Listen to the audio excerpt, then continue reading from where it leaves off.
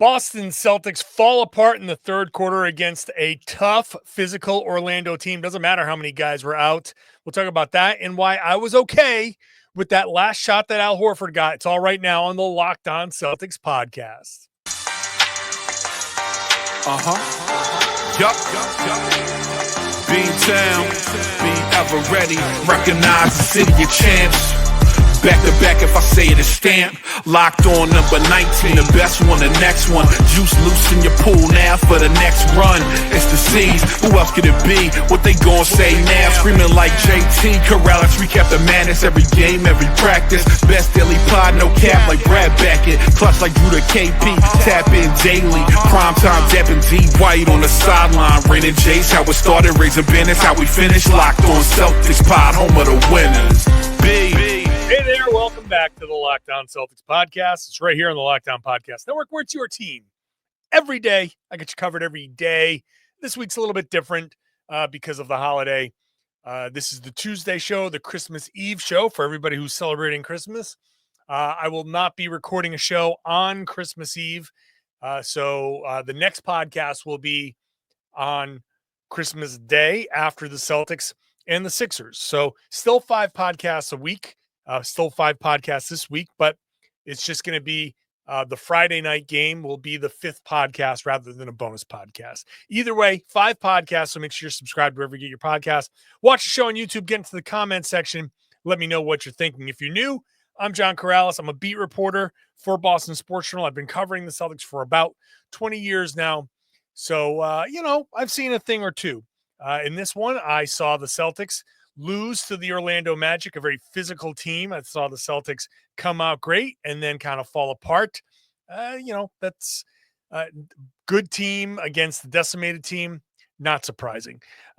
Today's show is brought to you by FanDuel. The NFL playoffs are almost here. Not too late, though, to get in on the regular season action with FanDuel, because right now, new customers can finish the season strong with $250 in bonus bets. If your first $5 bet wins, visit FanDuel.com to get started. Later on, we'll talk about Al Horford's last shot attempt. I've seen some kind of consternation about that. I saw it on the post-game show.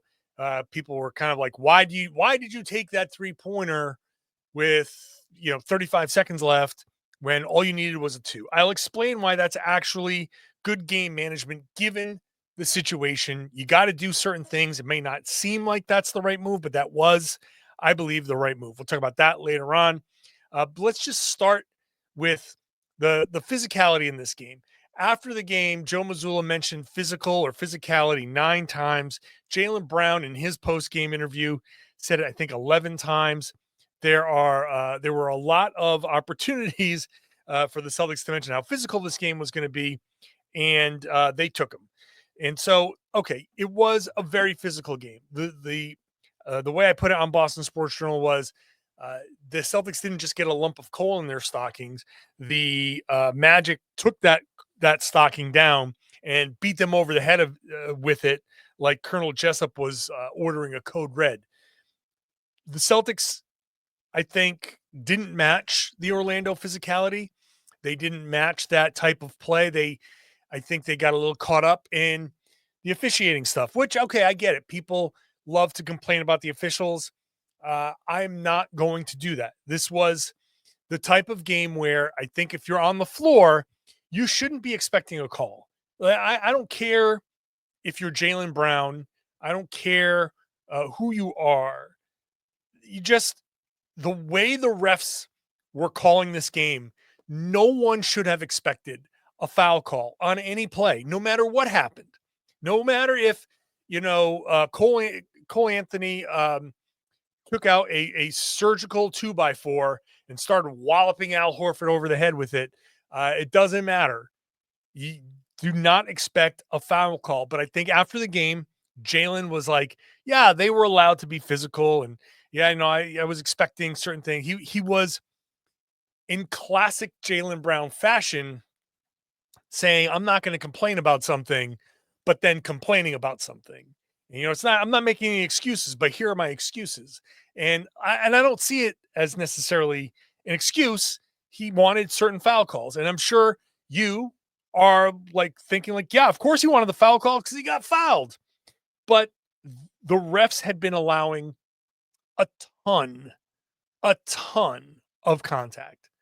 And they, I think, were pretty consistent in what they allowed and didn't allow. It's not like they were calling a bunch of touch fouls. And the Celtics got 27 free throws. Now, 14 of those were Kristaps Porzingis, and Jaylen probably wants more than 6 free throw attempts. But I'm okay with the calls not being called because it was kind of the way the game was going. If you're a player, you have to realize this is the game, right? I once had a coach tell me, on the first possession of the game, you need to run down and just slam into, like, if you're going to post up, I was a big, right? So you run down the court and the guy's waiting for you. Just go down there and slam into him and see if you're going to get that call and see if they're going to make that call. If they call it, then don't do it. You can't be physical in this game. If they don't call it, you're going to have an opportunity to just go knock some heads and you get to play some physical basketball. This was a game where it was all allowed and no one should have been surprised by anything. And you just got to finish. I can't tell you how many times we sit here and hear the phrase, you got to let the players decide the game. And this is what it was. You got to let the players decide the game. And this is what the Celtics were given the opportunity. Players decide the game. All right, go decide the game then. Make your shots. Make your shots. The Celtics did not make their shots. They were 8 of 32 from 3. They are struggling from 3 now. They are middle of the pack when it comes to three-point shooting after this game, shooting 36.3%, I believe. Yeah, they're 16th in the NBA, 36.3%. Over their last 5 games, just under 33% from 3. Bottom of the league. 36.3 is right around league average. The Celtics, and this is one of the downsides to being a three-point team, they are susceptible to cold shooting. And in this one, you got 1 of 7 from Jaylen Brown from 3. Al Horford, 1 of 5. Kristaps Porzingis, 0 of 4.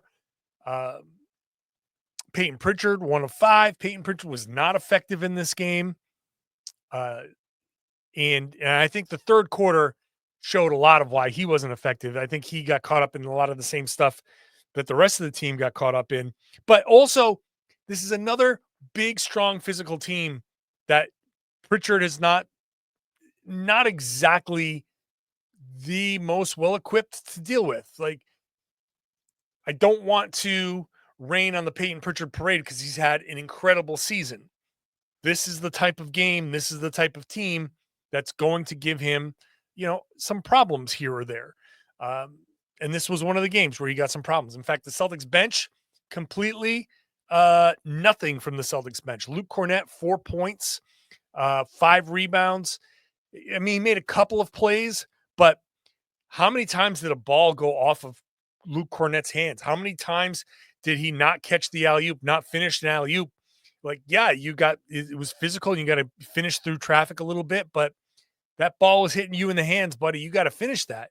He had a lot of passes just go off his hands. That not the best Luke Cornett game. Pritchard didn't do anything. Sam Hauser didn't even get a shot. 0 for 0 in 16 and a half minutes. Meanwhile, the Orlando bench puts up 40-plus points. They put up 41. So the Boston bench gave them 11. They were outscored by 30. Cole Anthony, Wendell Carter Jr., Anthony Black, Jonathan Isaac. That's you can't get outscored by that group. You can't. Third quarter was big old mess, big old disaster. What happened in that third quarter? Let's talk about it, because the third quarter and the first quarter were absolute complete opposites. And I feel like we were a little bit duped. So we'll talk about that when we come back. Today's show is brought to you by Robinhood Gold. With Robinhood Gold, you don't need a silver spoon to eat up the financial favors of the 1%.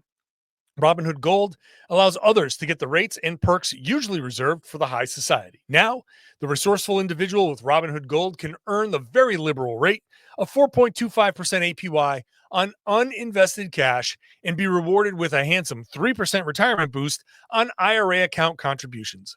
Robinhood Gold provides the privileges of a high net worth for any net worth. These generous benefits are now available for only $5 a month. The new gold standard is here with Robinhood Gold. Sign up at robinhood.com/gold. Terms apply. For product-specific disclosures, visit robinhood.com/gold. Investing involves risk. Rate may change. Gold membership is offered by Robinhood Gold, LLC. Thank you for making Locked On Celtics your first listen every day. Hey, if you see two podcasts on the audio feed, one of them is Postcast. That's the Locked On Celtics postcast immediately after the game. Steve Lennox on Locked On Sports Boston on that YouTube page. He goes live. So that when he's done, the audio goes up on this feed. So if you want to watch it, it's Locked On Sports Boston. If you want to listen to it, it's right here on this feed. That's what you see prior to this podcast showing up. Podcast shows up on the Locked On Celtics video YouTube page as normal. So just one extra podcast for you. Immediate reaction. I am doing all the post-game stuff. I'm going through all the post-game and then giving you a more, detailed, nuance, deeper kind of podcast. So let's get into that. Third quarter is where this whole thing fell apart. The Celtics were up 15 after the half. Third quarter, whole thing flushed away. The third quarter was turnover-filled disaster where they turned the ball over 7 times for 14 points, where the Magic turned it over 6 times for 8 points.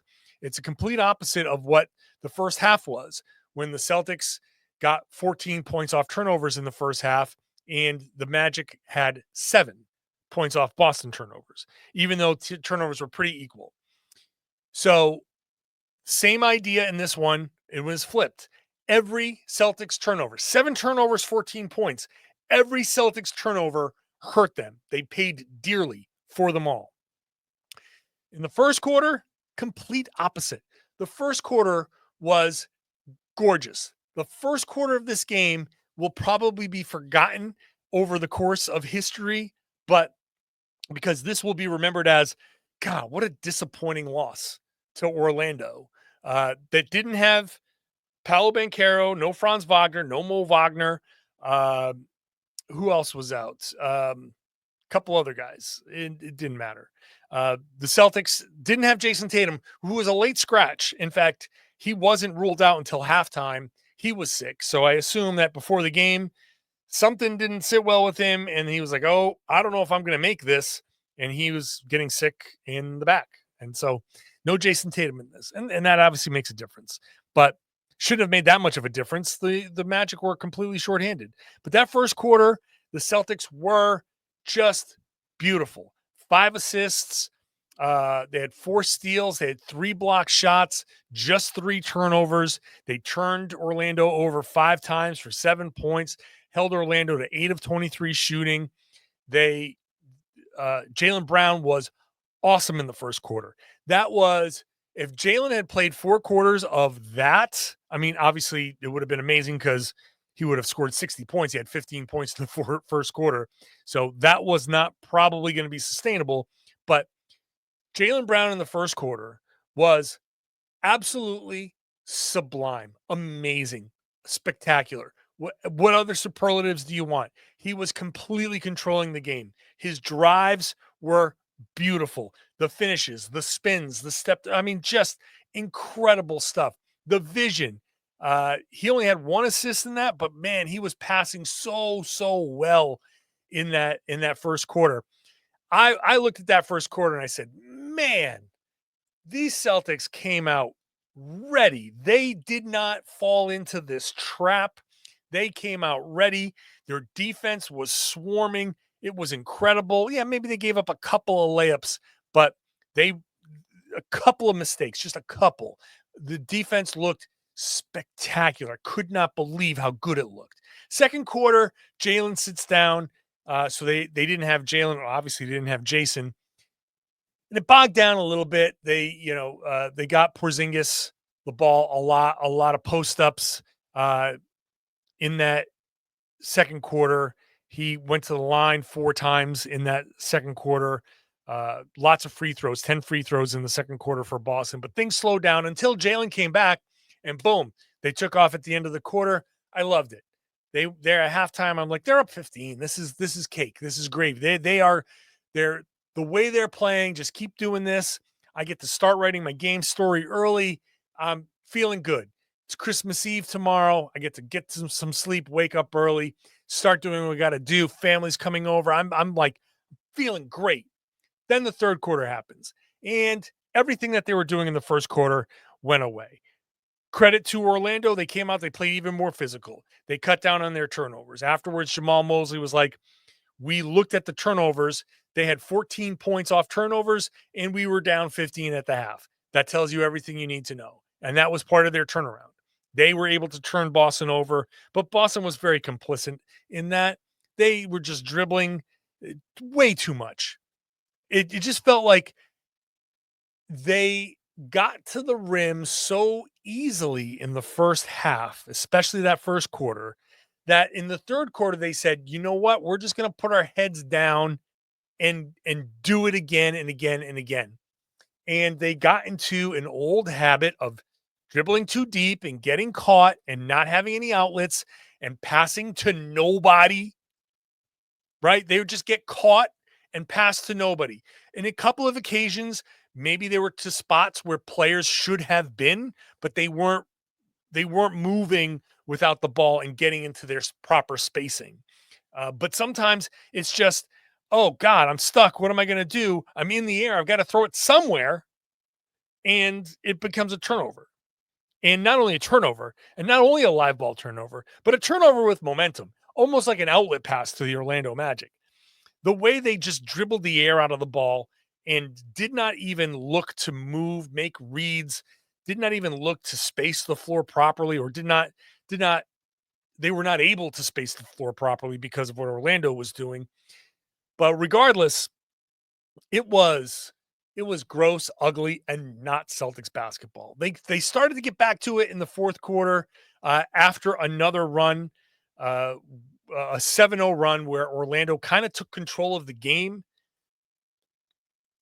I felt like the Celtics just didn't respond well to Orlando ratcheting up the physicality.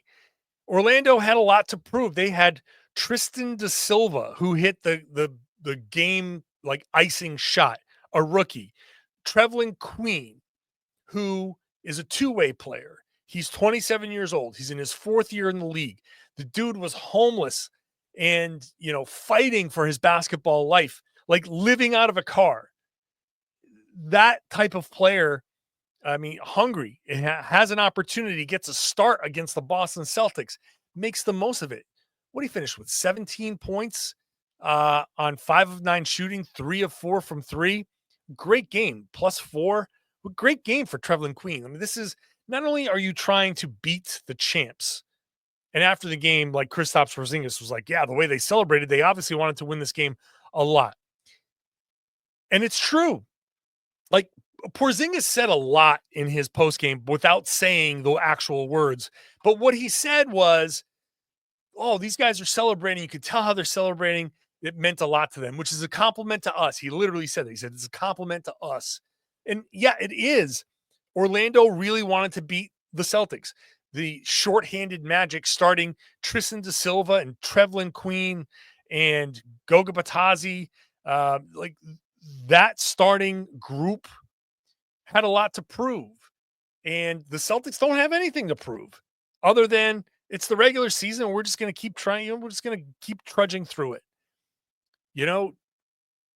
Porzingis had a quote after the game where he said, I'll read it to you because it says a lot here. It says, I think overall it's great to play against a team like this that's able to have this kind of intensity, this kind of physicality in a regular season game. Hats off to them. Hats off to Mosley, their coach, who's getting their minds like this and their culture like this for these regular season games. It's really a great job he's doing over there. He said regular season games twice because he's emphasizing, wow, they're getting up for these regular season games. Basically saying, we're not. We don't care. They got up at the beginning, and then in the third quarter, I feel like they just said, we got them. We got them. And they came out, were like, the Orlando Magic do not quit. Their DNA is play hard, play physical, play tough defense. Doesn't matter. For some, like if I were to put on an Orlando Magic jersey, suddenly I would have like that ability. It feels like there's a magic, maybe it's a Disney magic thing. I don't know. They put on the thing and you're like, all right, boom. Now you're a physical, tough player with tons of confidence. They played great playoff basketball in the regular season. The Celtics weren't matching that playoff type of intensity 2 days before Christmas. They just weren't doing it. So the that's where this boils down to. The Celtics tried in the fourth quarter. They couldn't come all the way back because by that time Orlando was confident in hitting shots, and guys like Tristan da Silva were hot. They were feeling it. They were ready to go. So I'm not worked up about the loss. It's whatever. It's not a big deal. The Celtics they still have the third best record in the league. They're 3-3 in their last 6, but whatever. Okay, that's the story of the game. Get down to the fourth quarter. The Celtics still have a chance to win. They're 8 of 33 from 3, or at this point 8 of 32 from 3. They're shooting like crap. 8 3-pointers is their lowest made 3-pointers for the season. 33 is easily their lowest attempts for the season. And they shoot 24%. They're in a bit of a shooting slump. So you could just simply say, hit a normal amount of threes, not even crazy. Just hit 4 more 3-pointers, right? Just hit 4 more and the game changes, right? You lost by 4. So if you just hit 4 more, you would have won by 8. But it's the last 3-pointer that they took. If people are losing their minds. So let's go over it. Why that Al Horford shot with the Celtics in possession of the ball, 35 seconds left, only down 1. Why I'm okay with that shot. I'll explain all of the clock management when I come back. Today's show is brought to you by FanDuel. FanDuel can get you ready for the NFL playoffs and the regular season. You can get in on that regular season action at FanDuel, America's #1 sportsbook. Right now, new customers can finish the season strong with $250 in bonus bets if your first $5 bet wins. So many ways for you to pick up this dub. I love betting on these players here. Which players will score a touchdown, how many points each team will score. There is a thrill to that. So you can bet on who will win the game, but also all of these other props. You can do it at FanDuel.com. When you sign up, they'll tell you here's a tool that you can set your limits, set your budget, so you're not going overboard. You're not losing control. We don't want you to do that. Just bet what your disposable income is, and once you hit that limit, you're done. Visit FanDuel.com to join today. That's FanDuel.com for your chance at $250 in bonus bets. Make every moment more with FanDuel, an official sportsbook partner of the NFL. Thanks for making Locked On Celtics your first listen every day. Go check out Locked On NBA. It's 7 days a week after the games, a Locked On NBA game night.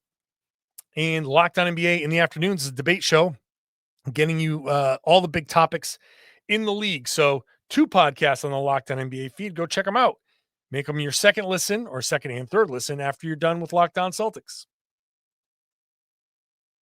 So the Celtics have the ball, 40 seconds to go. It's 105, 103, 104. 105, 104 Orlando. Celtics have it with about 40 seconds to go. They bring the ball over the floor, over the half-court line, and it's a scramble. In that scramble, Drew Holiday has a kick out to Derek White available on the left corner, right at the hash mark. and he has a left corner three available to Al Horford. Al Horford takes the shot. He misses. Ultimately, the Celtics lose. And people are like, why is Al Horford taking that three-pointer in that situation? It's a 1-point game, 35 seconds left when he takes that shot. And all you need is 2. All you need to do is hit a 2 and then get a stop and you're done, which is true. However, you have to be prepared for all of the possibilities because you don't want to screw yourself by not giving yourself the option. It's 40 seconds left. You have 1 timeout. You don't have 2. You have 1 timeout. Very important. It's a 1-point game, so you're down. You want to take a shot, right? You want to take that good look. You want to get a good look, but you want to give yourself an opportunity to get a second good look. So what are the possibilities here? The possibilities are you hit that shot, you go up by 1 or by 2, and then you have to defend. Now, if you wait till it goes down to 20-something seconds and you go up by 2, if let's just say Al Horford hits the 3, and they come down and hit a 3, that's it. The game is over. You don't give yourself an opportunity to get another shot. But you have the time, if you manage it properly, to give yourself another shot if they do hit a 3. So Horford takes the first available good shot. That's a shot that he has taken and that he has made. If he makes that shot, Boston goes up 2. Orlando comes down. If they score, if they hit a 2, it's a tie. If they hit a 3, you're down 1. You still, and De Silva hits a 3-pointer with 10 seconds left on the clock, which proves my point. The Celtics, if they had hit that shot, De Silva comes down and hits his shot. There's still 10 seconds on the clock. That is enough time to get the ball. If the refs don't blow the damn whistle, if they just do their job and not just automatically call a timeout for Boston, they inadvertently blew the whistle. The Celtics have an opportunity to bring the ball up the floor. Even with this situation, right? They're down 4. They still have maximized their time because a quick kick ahead, a quick two passes, a 3-pointer goes up. You have a chance to cut it back down to 1, foul, call a timeout after the free throws, and get another shot because Al Horford took that shot. If he makes it, great. He's supposed to try to make that shot. And if the first shot that was available was a layup, they would have taken the layup. But you had to take a shot with that 35 seconds to go. You had to, because Orlando had a possession no matter what. They were getting a possession no matter what. So when you know they're getting that possession, you only have 1 timeout. You got to make sure that you get a possession back to answer in case some crazy thing happens in that spot. Maybe they hit some BS shot. Maybe they just hit a regular shot. Maybe they run a great play like they did and they hit a 3. Maybe the refs blow the whistle and you can't challenge because you've already blown your challenge and they hit free throws. So many possibilities. You've got to maximize your chances. So with 35 seconds left, you do maximize your chances. The Celtics, if that was run properly, if the refs didn't blow that whistle, even down 4, 9 seconds on the clock, you can get that ball up the floor and shot with 6 seconds on the clock. And you still have time to foul, call your 1 timeout, get back and take another shot. They could have gotten 3 possessions out of that if it was run properly. So I'm okay with Al Horford taking that shot. We just did a whole podcast. I just did a whole analysis a week or 2 ago on Boston Sports Journal. Al is taking and making a lot of these shots. This aggressive shooting is part of Al's kind of new 3-point ability, and he makes that shot plenty. So I'm not worried about that. I don't think that was, you can say it was contested, but I don't think it was bothered. That was a good shot, especially considering the time and circumstance with one timeout. The Celtics maximized their time. So this isn't like, oh, the nerds say 2 for 1. No, it's not the nerds say 2 for 1. What is this? Like, what are you, an 80s movie? No. This is actual good strategy to maximize the end of the game. So I'm okay with that shot. Would you rather have had a layup at that point? Sure. But getting a good look at that point, you're in a little bit of a desperation mode. Getting a good look in that spot, that's the most important thing with that much time on the clock. So you have time to answer what Orlando was going to do. And they did. That's not where this game was lost. The game was lost in the third quarter. The Celtics are moving on. They don't care. It's okay. And it's annoying to us, but it's okay. They're fine. They're moving on. The Sixers on Christmas Day. That'll be a fun game. It was a wild game. You saw ejections in the game that they played while the Celtics were playing. Ejections rescinded. Another ejection, Joel Embiid got kicked out. Just a crazy game for Philly. So who knows how they're going to be looking. Celtics, I'm sure, going to be looking to bounce back. They haven't lost 2 in a row. So that'll be a fun game. Hopefully Jayson Tatum is over whatever he was dealing with. And the Celtics can have a fully healthy team. I will be there. I will podcast after that game. So that's the next podcast. There'll be a day. There'll be Christmas Day when you wake up. There will be no podcast waiting for you because I'm spending Christmas Eve with my family, chilling out, enjoying wearing this ugly sweater with my family, giving you the preview of what I'm wearing. I'm not wearing the matching pants, but I do have the exact same matching pants. I'm going all in on the ugly sweater thing because what the hell? But it's still, Nike basketball. So whatever. I think it's cool. My mom says I'm cool. Thanks for listening. Thanks for watching. I hope you're here subscribing to the show. I hope you get into that comment section and tell me what you think. Tell me what you think about that last shot. Get into the comment section. Let me know. And then share the podcast. Tell everybody they should be listening to and watching the Locked On Celtics podcast here on the Locked On Podcast Network. It's your team every day.